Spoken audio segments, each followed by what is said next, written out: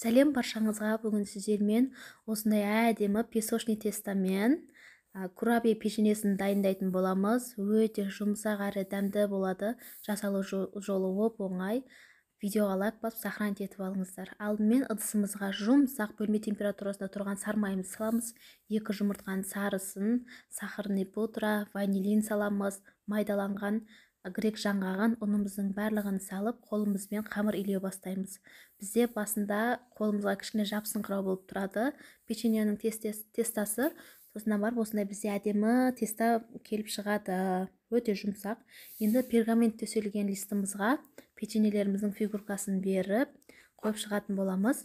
Өздеріңіз қалағандай етіп жасасаңыздар болады. Мен өйстіп жасадым.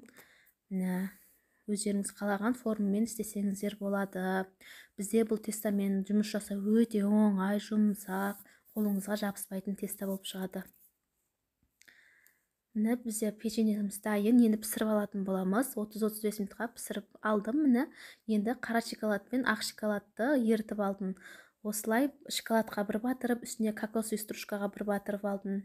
Майдаланған жаңғаққа батырып осылай бетіні жасап алдым. Сіздер өздеріңіз қалауларыңызша сәндесеңіздер болады. Печеньелеріміз дайын.